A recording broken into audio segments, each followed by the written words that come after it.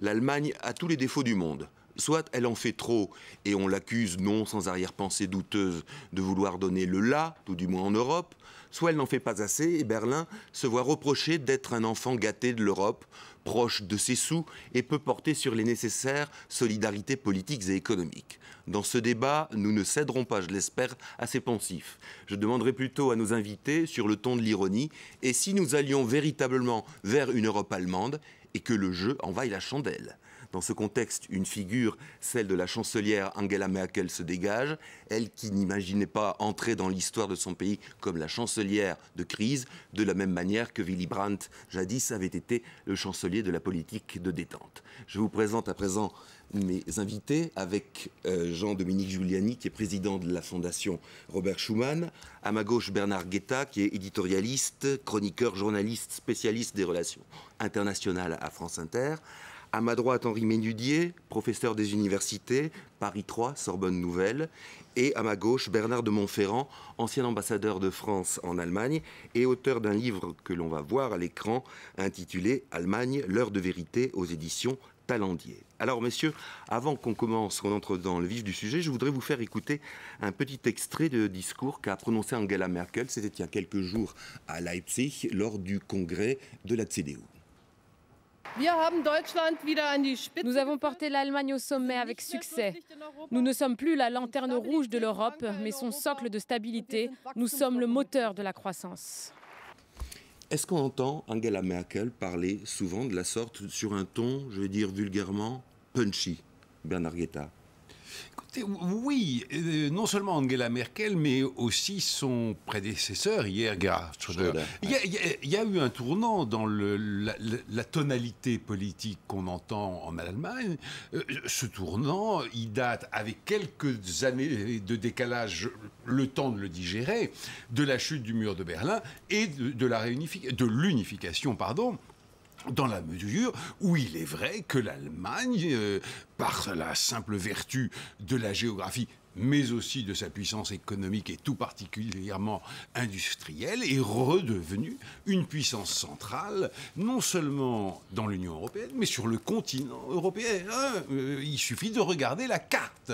Et si l'on ajoute à la carte les chiffres, alors là, le constat est irréfutable. Irréfutable. Alors, Jean-Dominique Giuliani, on a parfois le sentiment que l'Allemagne voudrait en faire plus et que parfois elle hésite, qu'elle cède peut-être à un complexe d'infériorité dont Bernard Guetta disait à l'instant qu'il a quand même été très largement surmonté.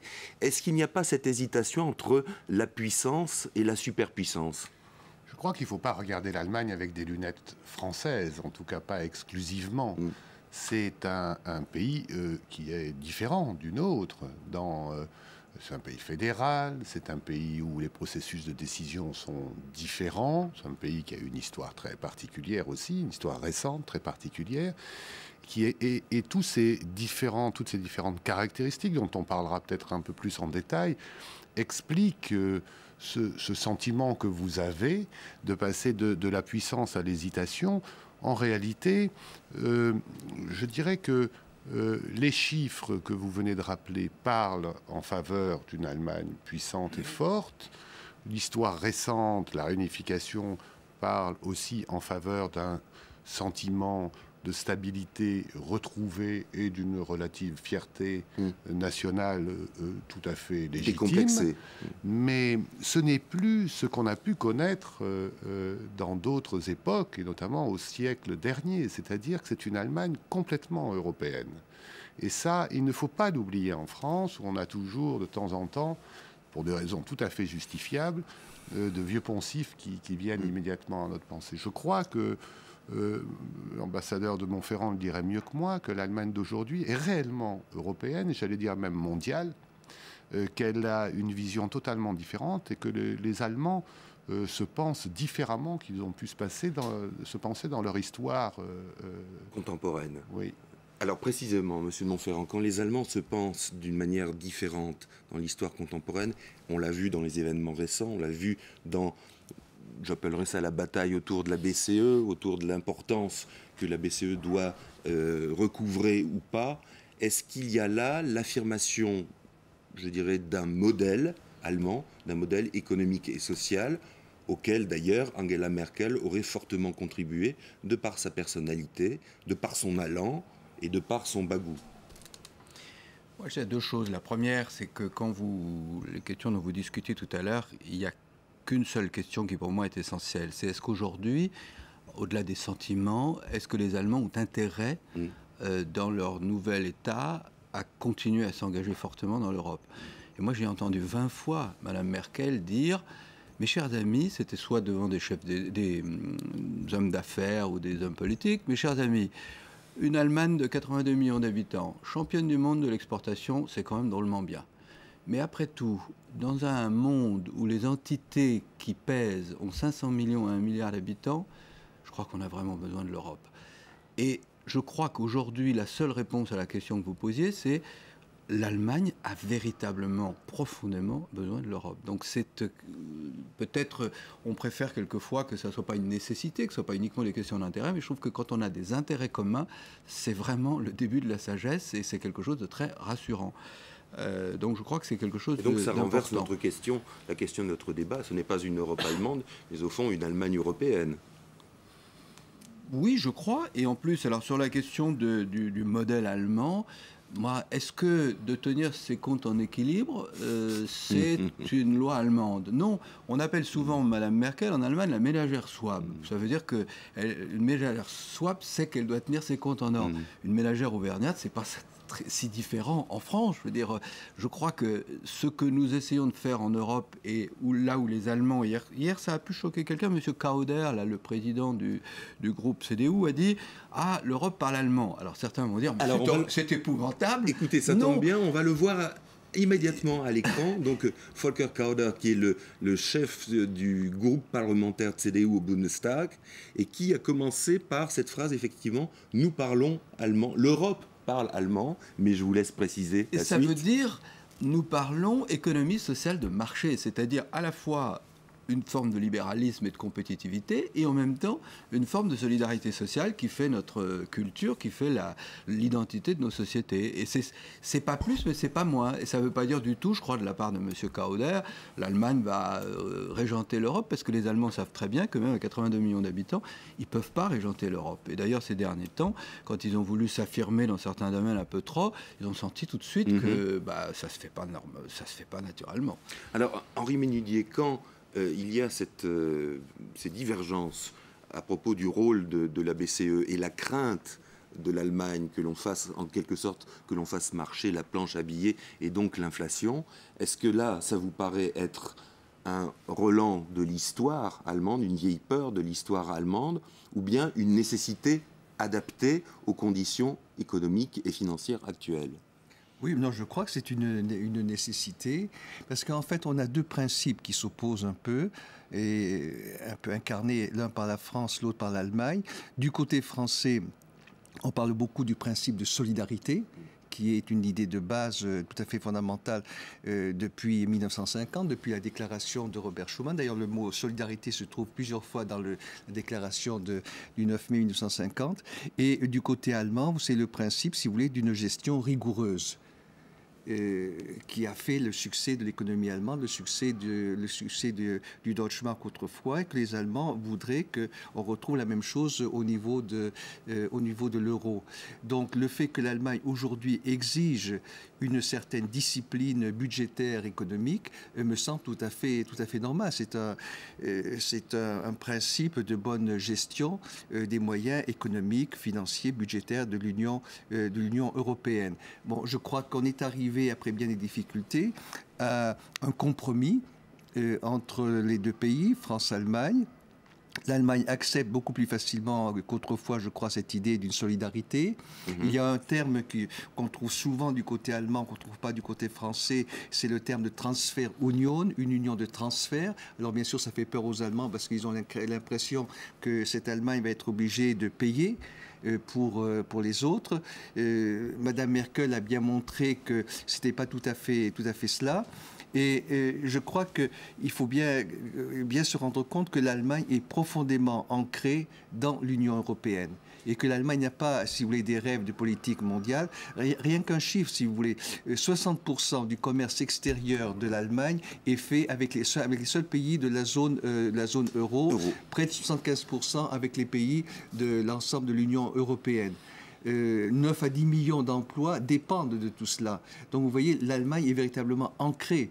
C'est sa source, la source, si vous voulez, de sa prospérité. Alors, à contrario, Bernard Guetta, quand on entend le président français Nicolas Sarkozy emboîter le pas, marquer à la culotte d'une certaine manière Angela Merkel, on se dit, est-ce que c'est à visée politique interne, ou bien est-ce qu'il y a là le sentiment d'un retard, d'un pas qu'on aurait toujours en arrière par rapport à l'Allemagne?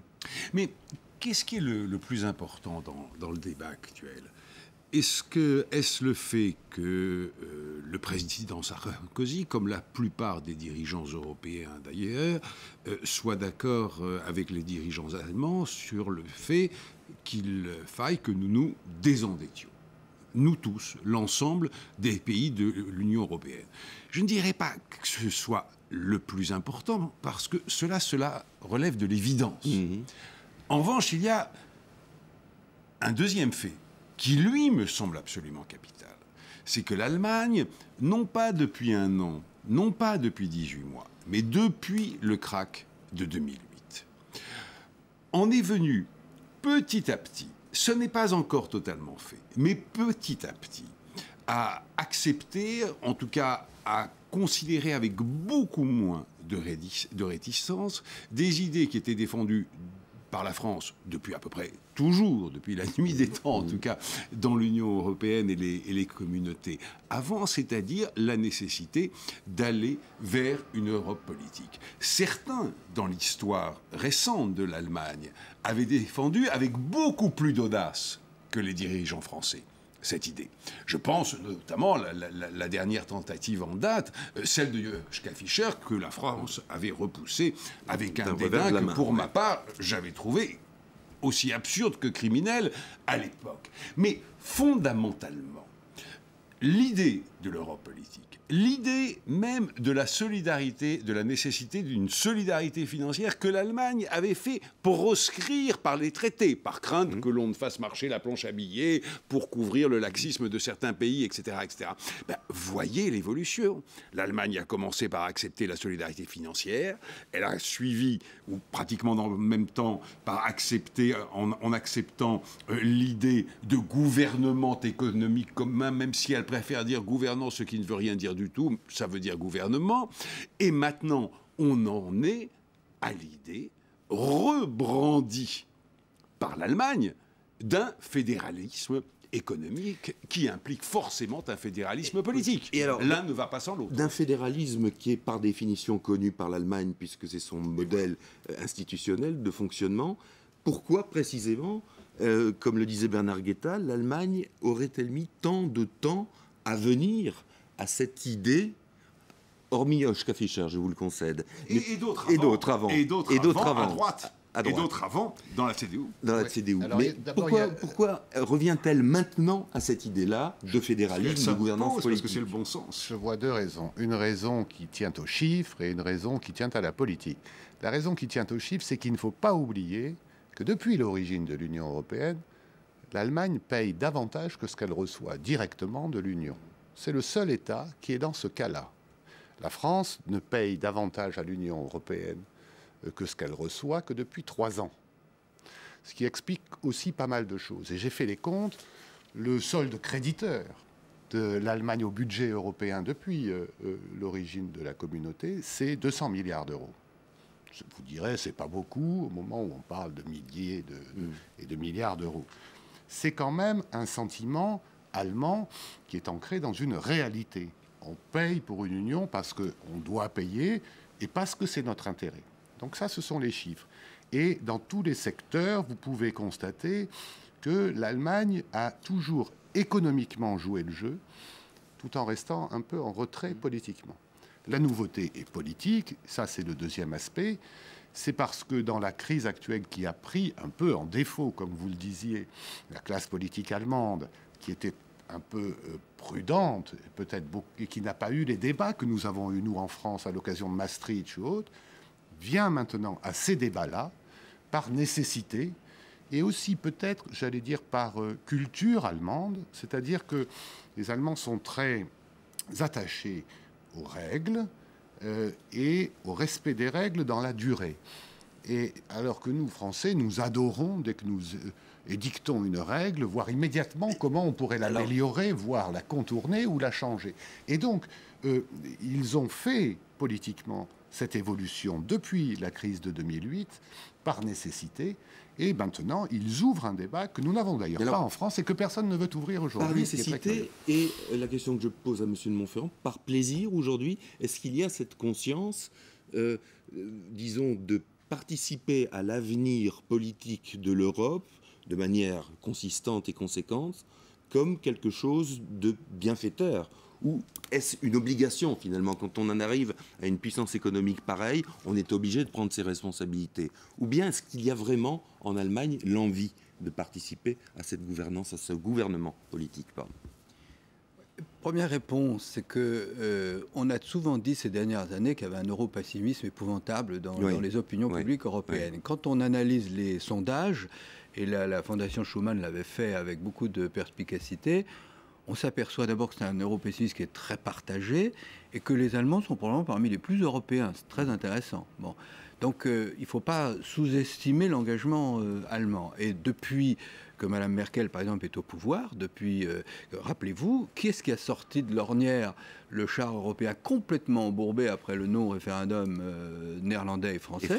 C'est quand même une idée du président Sarkozy, reprise par Mme Merkel, et Dieu sait s'ils ont travaillé tous les deux pour le faire accepter. Ce n'était pas du tout évident. Il est très difficile d'aller à l'encontre d'un vote populaire. Bon. Alors ensuite, je crois que chacun raisonne quand même beaucoup à partir de ces grands schémas. Les Allemands ont toujours eu, comme vous l'avez dit, une vision du monde européen fédéral, parce que c'est leur manière de penser. Nous, on en a eu une à une certaine époque très forte, avec Schuman, Monnet, et puis pendant de nombreuses années, on a été beaucoup plus intergouvernementaux. Moi, je trouve ce qui caractérise la phase actuelle, c'est qu'on est quand même... L'Europe, c'est comme un véhicule, une voiture hybride. C'est-à-dire, il y a deux moteurs. Il y a un moteur intergouvernemental, et on a vu combien il était nécessaire et fort quand il y avait des crises financières, parce qu'il n'y a que des chefs d'État qui peuvent décider des garanties de 1500 milliards d'euros, par exemple, pour la crise financière. Et puis, il y a presque aussi important un moteur fédéral à côté. Et l'un ne va pas sans l'autre. Alors, c'est une espèce d'échelle de perroquet. Naturellement, tous ceux qui sont restés sur les débats des années 60 sont quelquefois un petit peu déçus parce que ça ne correspond pas au schéma. Et quand vous voyez aujourd'hui que le Fonds européen de stabilité financière, c'est une société à responsabilité limitée au Luxembourg où chacun est engagé à proportion du capital qu'il y a mis, c'est évidemment, ça ne correspond pas au schéma. Alors, mais c'est efficace. C'est efficace. Je vous interromps quelques minutes. On se retrouve, dans très peu de temps, 1 minute 30 pour la suite de ce débat. On fait juste une petite pause.